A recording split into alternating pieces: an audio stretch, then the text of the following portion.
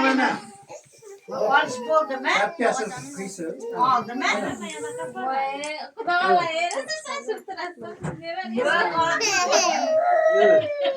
Bir tane ciddi Kalar.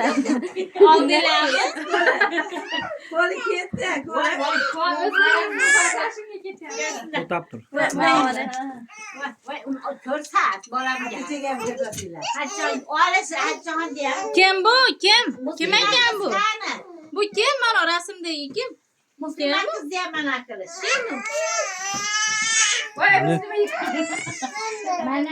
Mana. Sıram sorayım sana. Mana. Kim bu? Kim bu?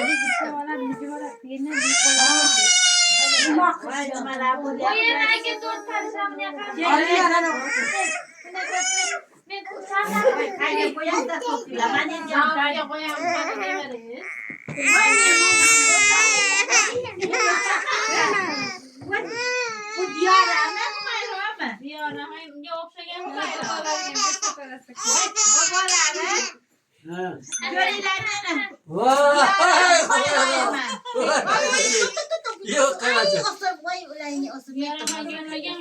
Hadi çabuk. Kördü. Oh kareyle. Rasım koyup. O dilenmesin ya. Bunun diyor ama o dilenmez. Sen özün gelsin. Ana yerim akıllı.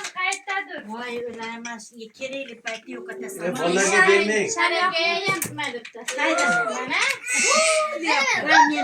Vay mene diyaram Humayra. Vay. Vay totak kaza verim bana bu saçını yapacağım. Çakak geldiler. Vay onu bana orada bıçak.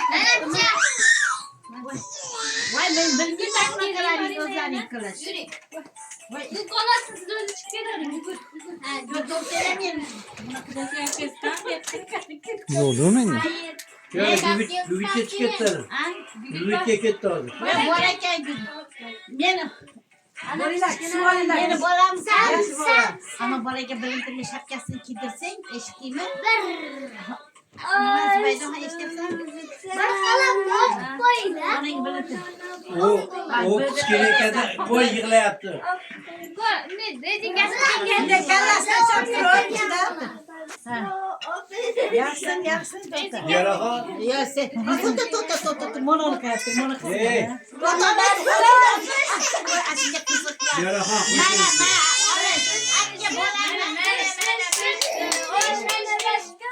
Vay manoya yıkılıp oldu. Egasın boğazınca. Vay.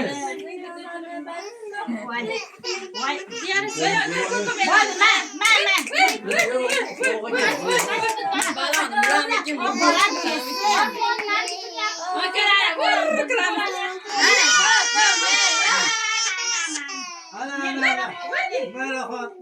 Ana. Vay ana people'lar.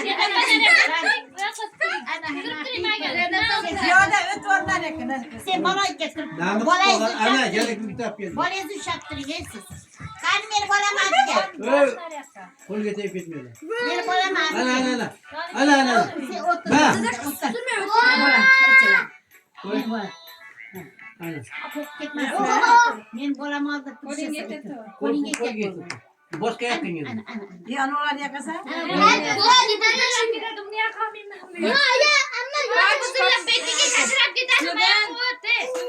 Sen ortaya katırıyla. Gözün yana katayıp gitmez. Hayır, vay.